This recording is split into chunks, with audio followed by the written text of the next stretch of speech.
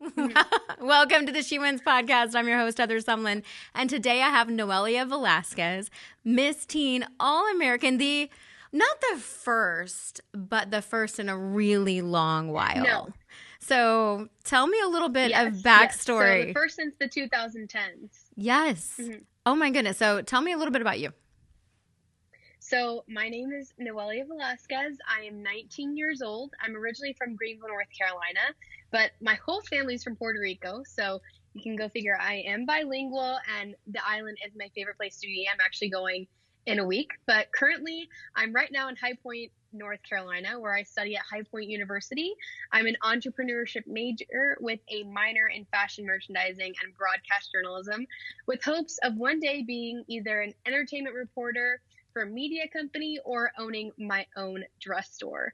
So I've been doing pageants since I was 9 years old. And like you mentioned, I'm Miss Teen All-American. I wear that sash proudly across my chest, representing all girls around the country. And Miss Teen All-American is an organization that has just come back from the 70s. Like you were saying, the last title holder was in the 2000s, and I am the new era, the RPM era of Miss Teen All-American. So I'm excited to be here and excited to answer any questions you have. Okay, so some of the people who follow me, I do a lot in pageantry. So in fact, I was a sponsor for RPM when they ran, North Carolina, South Carolina, Alabama, and missing one, Louisiana state pageants for so many years. So I was their interview/mental coach for their organization for a long time. So Paula and Ryan, love them so much. I've actually interviewed Paula before on She Wins. So she's the best. And they are the best. So I think it's going to be a lot of fun to see this pageant system grow. So since a lot of people might not know about it, why don't you tell us a little bit about what's the differences with All-American? Why should someone consider it if they want to compete? Tell me more. So Miss All-American is pageantry reimagined. Again, it is a pageant from the 70s. Many icons wore the Miss Teen All-American crown and sash, like Halle Berry, which is a world-famous actor, Shannon Moakler, who then went on to win Miss USA years later. And again, this is now a pageant reimagined. So it's not the same as it was in the 70s, but it's still as exciting, and it's modern but classic pageantry. So there's about 3 different places that you'll compete in, which is interview, fun fitness for teens, so you wear a little fun fitness outfit, and then there is formal wear, which is personally my favorite. I wore a blue gown this past year, and honestly, you do not have to have any experience to compete in this pageant. I know I said I have been competing since I was 9 years old, but pageants haven't been my everything. It's that fun one time a year that I get to really put myself out there in a lot of hair and makeup and clothes and get out of my comfort zone. I always say pageants are a place for me to grow, and you might be saying, I'm not going to grow in 4 days. Yes, you will. And it's not just 4 days. You prepare months for a pageant. The pageant walking, prepping yourself, eating more healthy. It's all a practice of bettering yourself and becoming the better version of yourself. And that's exactly why you should compete in Miss All-American and try it out. So you mentioned you're studying entrepreneurship, fashion, and then also broadcast journalism. So, okay, what do you want to do with that? So right now I'm definitely trying to figure it out, because I was a broadcast journalism major, but journalism is changing a lot, especially with AI. And I'm going to such an amazing school that is known as the Life Skills University. And for me, I was kind of just sitting here at the beginning of my sophomore year thinking that because I was Miss Teen All-American, there's so many business opportunities that come with this title and so many things and skills that I'm learning throughout this year. So I thought it might be better to change my major to entrepreneurship to get that business aspect, since I love selling, the pageant, who I am, and lots of other things. And I've always loved clothes. So, but I still love broadcast journalism. And that's why I kept all of that within my majors and minors. But one day I hope to kind of be contracted as an entertainment journalist, going on red carpets, doing podcasts like this, having sit down interviews with celebrities. And I want to bring kind of a fresh perspective to journalism. I know that a lot of nowadays it's just become super gossipy and all about their personal lives. And I think there's so much more that makes celebrities interesting, like what they're philanthropy interested in. Usually there's a lot that they get themselves involved with and people don't even know about. So that's what I want to do. And then also own my own dress store business. So I kind of want to call it my one-stop shop for women for anything they need, whether it's a business interview, their wedding, prom, pageant, you name it, anything professional and something they need, a lasting piece or outfit for, that's what I kind of want to have. Oh, okay. Okay. So if you could interview any celebrity, who do we want to interview and what do we want to ask? So this is actually asked in my Miss Teen All-American interview, and I said Zendaya and her stylist LaRoche, and specifically at the Met Gala. That is my dream, to report at the Met Gala. On the red carpet, I said Zendaya walks up to me. I ask her, what is she wearing? And then I look at LaRoche and I go, how do you even come up with this idea? Because if you've ever seen their work together, they are amazing. I mean, she recently did a tennis-based movie 3 years ago, I think. And all of her tour outfits were tennis-based, inspired, archival pieces that you wouldn't even imagine of. And I just love their work together. So I'd love to have like a sit down or red carpet interview with them. Very cool. Very cool. Okay, so what are you going to name your dress shop one day? I've always thought of because my initials are NV with Noelia Velazquez, and that together comes out as Envy. Ooh, envious. Yes. Do you know what I mean? Uh-huh. And it's not that I want people to be envious of others. I just think it's such a chic name. Like, I'm envious. Wow, that's an envious dress. Like, it's beautiful. Yeah. It's not to be something of jealousy, but more of extravagant and, looking up to type of clothing. But I have to play around with it a little bit more. Maybe that's not something I want to name it in the future, but it's always been something in the back of my head. I kind of like that. And you can have your own line. Just I definitely would. Oh my gosh, I'd have like a little boutique line in there. Very cool. So one thing I ask everybody, because my podcast is called She Wins. And so how do you define winning? Is it getting the crown or is it something else?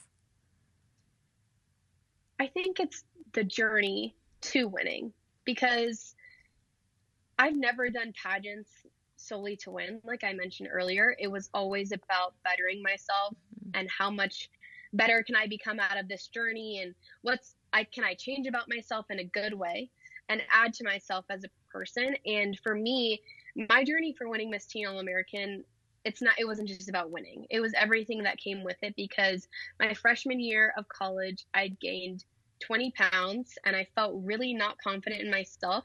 College is a whirlwind and it can be overwhelming and overstimulating. And I just felt not that I had lost myself, but that I didn't feel like myself over this past year of working really hard to get the good grades and everything. And January rolls around of last year of 2025, and my mom and I were talking, and I was like, I'm not sure if I could compete in a pageant. I don't feel myself. I don't feel like I used to. And she was like, just do it. Because again, like we've said, it's always the act of bettering yourself. And I didn't believe that I could get to where I wanted. And I started working out, preparing for interview, walking, and I started feeling like myself again. That piece of myself that had been lost throughout college, of, again, being so busy that I felt like I didn't even have time to take care of myself. And that summer, I lost all the weight, got super fit. And it's not about losing the weight. It's how I felt about myself finally.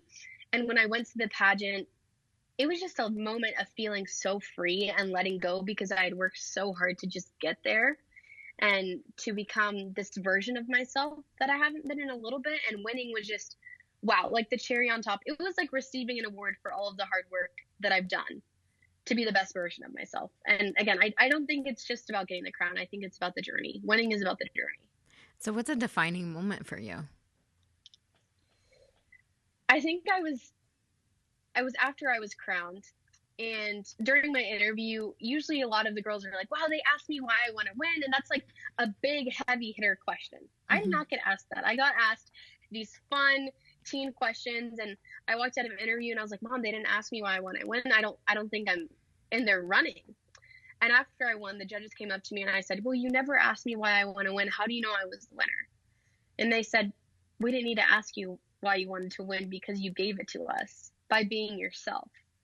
It was just something about you. And that was the first time at a pageant that I felt so carefree, not as nervous. I was literally just there to have fun because I had worked so hard to be there. And they're like, we could tell. You were so genuine, like the way you interacted with girls, we saw that. And I think that was such a defining moment for me, because some girls get in their head, and again, I've been competing in pageants for 10 years. You can definitely get in your head and be like, I need to be the best because I've been doing this for so long.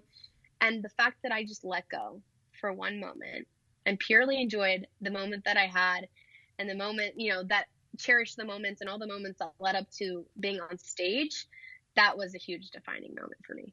So I think you hit on something really cool. Like, we perform better when we're having a good time than we do when we're overthinking it, overanalyzing it, worrying. And it sounds like your competitors, maybe not everybody, I'm sure there were girls that were doing a really great job, but it sounds like some of them were analyzing, oh, they asked me this and therefore that, or analyzing the judges. And okay, tell me, because obviously 10 years of competition, had been times when you did that too. So tell me a little bit about your journey in pageantry. What were some lessons maybe you learned along the way? You have to be patient, because when it's your time, it's your time. And one of my favorite quotes is, what is meant for you will never pass you by. And I think in those moments where I was getting impatient about winning or about making a certain goal, that's when I forgot that quote. What is meant for you will never pass you by. And this year was my last year in teen. So I was like, might as well do it again. It was just kind of like the go for it year. Yeah.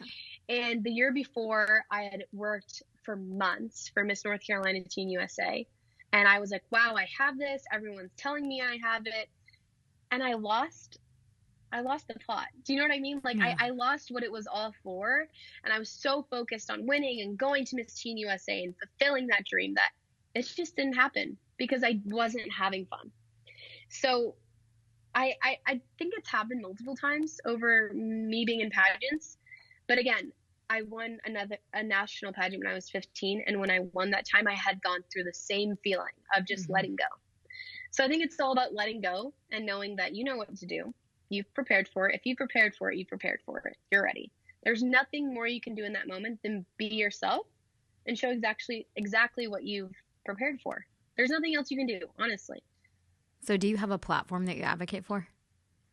Yes. So my platform is Girl Strong. I've had it since 2019. And it started out, I was like 12 years old, and it was way different. It was about Girl Strong Sunday. And I'd make these small videos about topics that other teens wouldn't talk about. It even got as deep as in COVID, I talked about suicide because someone I knew in my town had committed suicide due to the loneliness that COVID brought. And I found an easier way to talk about it, obviously, than making it super heavy. But it's something that these topics, it could even be like reading a book or about friends or about the Olympics or about mental health. It was all these different topics that I felt needed to be talked about. And who better than someone your own age, right?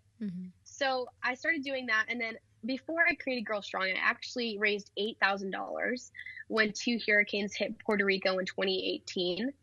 And I just was like, Mom, I want to raise money for my birthday. My family's from there, and I saw the devastation. So I always had that like philanthropic feeling in me. And I did some other fundraisers throughout after I created Girl Strong. Like I ran for a children's hospital in Ohio. I did like a 5K for it and raised about $2,000. And it's changed throughout the years. Now I have my own podcast actually called Girl Talk. Nice. Where I interview so many different women of all different backgrounds, like doctors, Olympians, influencers, fashion designers. And it's really just a fun moment to celebrate women and how different we can all be, but how we can share so many similarities and having our own career. And I still advocate for right now, since I'm Miss Teen All-American, I'm a advocate for Smile Train. And an ambassador for them. And that has been the most amazing experience. We went to Colombia and met so many different kids that have gotten care under Smile Train for their cleft lip and cleft palate. And I think it's just, I'm inspiring girls to be an advocate for whatever they want to be. Because again, we come from all different walks of life. So what I like and what I'm interested in is not going to be what the same you're interested in, but it's important that you find an initiative that you like and go with it. So I love that you have a podcast, obviously. So tell me a little bit more about that and maybe your favorite guest that you've had on so far, and what did they teach you? That's hard. Okay, so I've had the podcast since 2022, and it's really grown over the past year. Last year, I interviewed Missy Cooper, who is an actor on Young Sheldon, and it was an amazing experience because that was a moment that I was like, wow, people actually really like listening to my things that, her manager reached out to me and was like, can you interview her? She had a That's book really coming out, and cool. she explained that, most everyone expects her to be an actor, but at the end of the day, it's her life, and she feels creative in her writing. So she's like, I'm just going to write a book. I had this idea, and it really took off. She didn't even believe that she could write a book, but she had an idea, and she was like, I don't have to follow what everyone else thinks I have to do. And she created this book and was releasing it and telling me about this amazing fictional story about friends in Paris. It was a really long time ago, so I can't remember every single detail, Right. but I knew that it was just a mystery about these friends in Paris. And it was a cool experience, just really getting to interview someone that has really made it in the industry and acting and writing a book. And yeah, I've interviewed Ashley Loren, who is a fashion designer, and she's really interesting because I've worked with her hand in hand before through pageants, and getting to hear about her design experience and what she likes girls to feel when they try on dresses is an amazing experience. Again, I love fashion. One day I want to have my own dress store. So I love hearing from every woman, but I feel like those are my favorite too. Okay, so of everybody that you have interviewed on your podcast, what are sometimes they probably give you advice or whatever. What are some things that kind of resonate with you that's really good advice? So, yeah, I recently interviewed Alexis Morello, and she has her own convention for women. And I remember she said when she was creating this convention, someone was like, it's not going to be successful unless you have 2,000 people there. I'm just throwing out a number, but this is kind of the gist of what she said. And she was like, okay.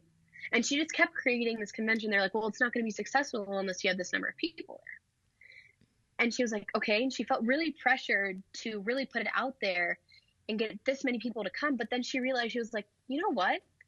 I don't need this many people there. I only need one, because I only need to make an impact on one person. I'm not trying to make it the most famous convention out there. I just want to inspire the women that need it the most. And she had an amazing turnout, and it wasn't the number that those people wanted her to reach, but she said, that doesn't matter, because I know that I left an impact on those women that needed it the most that week. Well, and I think that was such a good piece of advice, because sometimes people, again, want to direct you and be like, well, this is your brand, or you need to do this.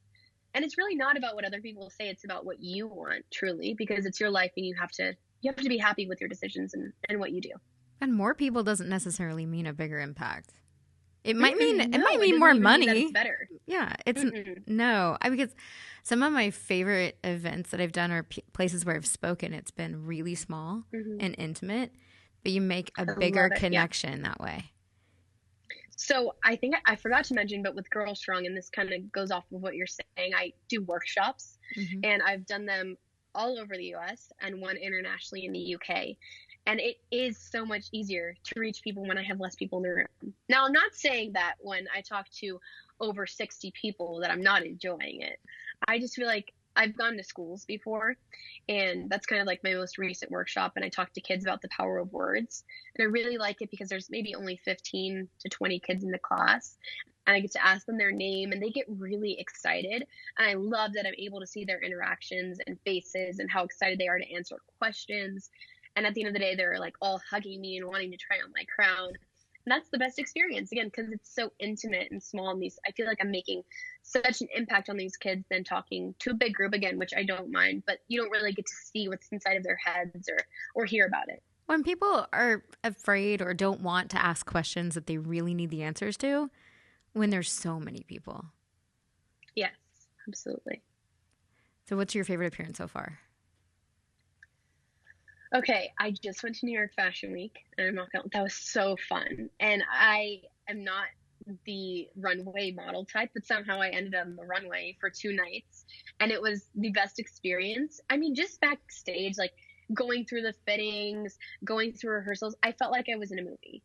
Genuinely. Like, I've never modeled like that before, and there were so many cool people there. There was an actor from Love Island walking in the same showtime as me, people from all different movies and designers, and I was like, wow, this is such an incredible experience that I would have never had without the Miss All-American organization. But I will say that's been a fun trip. The most impactful trip that I've had, or memory I've had, was being in Colombia and getting to see a baby right before surgery and after surgery. And I speak Spanish, so I was able to talk to the mom, and she was like, I'm not even nervous because I know that they're going to take great care, and they've done this with so many different kids that have needed this cleft and lip palate care. And I'm just excited to see him for the first time after surgery. So seeing the baby after surgery, how calm he was, how calm the experience was for the family, it just made me want, like, feel so much more for the organization that I'm supporting, and then the mission that I'm supporting. So if you could go back in time and talk to you at 9 and say, Yes. okay, little Noelia, get some advice from older Noelia, Mhm. what would you tell her? Soak in the moments, because I feel like these past 10 years have flown by so fast. And there's not any specific advice that I would be like, walk better or train more or do this, because at the end of the day, I'm not remembering how much I trained for. I'm remembering the girls that I met, the experience that I had, the memories that I made with my mom and my dad from traveling to these places, and, you know, the directors that I meet. So, and the girls that I meet that come up and want a photo. You know, I'm not remembering if I cried about if my dress didn't fit right, or if it didn't come in the right way, or it wasn't, you know, or my shoes broke. I don't remember that. I remember the experience of me enjoying it.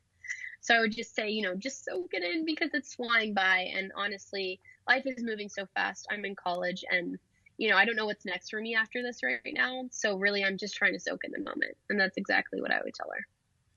Yeah, what is next? Okay, so you won't give up your title till the summer. No, I give up my title in July. Mm-hmm. Okay, and then you'll go into what, junior year? Yes. I cannot believe it. I'm halfway through college, and I'm 19 years old, so I'm a little bit younger for my grade. And I'm like, I'm just a baby. Like, what do you mean I'm graduating at 21? Like, I'm going to just be out in the world now? I've been doing school for, you know, 19, 18 years, or being, you know, I haven't been on my own. So it's definitely nerve-wracking and scary. I'm trying to decide if I want to do my master's, just because I am so young that if I do go to school and get my master's in communication or leadership or business, I'll just be that much ahead of everyone in my age group. So yeah, but I'm also deciding where I want to live. Definitely a big city. I want the big city feel after college. I just went to New York for Fashion Week, and Soho really caught my eye. However, it's very expensive, so I'm going to have to see what job I land. So yeah, or Miami, which is great because it's like a melting pot of Hispanics, and that's my favorite place to be. So you're going to be either really cold or really not cold. So, you know, if New York had the weather of Miami, it would be no question. I'm not a cold girl. Again, I am Puerto Rican roots fully. Mm-hmm. The heat is where I belong, but I think I can deal with it if I have cute outfits. I can deal with the cold if I have like a cute jacket, cute sweater, cute hat, you know. Yeah, because you're going to do a lot of walking. Yeah. I actually like the walking. I really like walking because I feel like it keeps like my mind running. Yeah, I mean, that's like my favorite form of exercise is walking, because I can like watch movies, catch up on anything. I don't think I'll be watching movies on the side of New York, but it's a good form maybe in of the subway and to keep my mind from stressed. Oh, the subway is interesting. I went on the subway and I was like, woof, I think I would rather walk. I got stuck once. I had a flight out of Newark, I think, New Jersey. And I got stuck. My flight got canceled or postponed or whatever. So I had like this 12-hour delay. Mm-hmm. And I had a friend who was an actor in New York. And I called her. I said, hey, what do I do when I'm stuck here? She goes, you come up here and we go to a show. I'm like, I come up there and go to a show. She's like, yeah. I said, okay. So I have my huge bag, right? I have this large bag and my backpack. And I get on the subway. I'm from Texas. I don't know what the heck I'm doing. I don't know where I'm going. I don't know what's going on. But I make it there to like Grand Central Station or whatever. And she meets me, but I'm so confused. I don't know what is going on. But I made it with my big old bag. And fortunately, her apartment was walking distance. Yeah. And then we dropped off my stuff and we went to a show and we got to watch Les Mis on Broadway. I was like, okay, now that's really cool. Wow. Yeah. Wait, what Broadway show did you go to? Les Miserables. Les Miserables. Okay. Is it still on Broadway? I don't know. This was years ago. This was years ago. But I love Broadway. I went to Hamilton last time. Oh, see, I would like to see that. That would be nice. Mm-hmm. So if you're Yes. ever stuck in the airport, just jump on the train, and go to New York and do Absolutely. something. Yeah, I don't know. Absolutely. It was a lot of fun. So I could do it for a day or two, but I think if I were in your shoes, I'd go to Miami to live. Again, I'm just saying. Maybe. We'll see where the wind blows me. Who knows? You're just open to all sorts of opportunities. So what's something that has been maybe the best piece of advice that you have been given throughout your whole journey that maybe has made the biggest impact on your future? I think the quote that I told you earlier, it was given to me from a mentor and coach.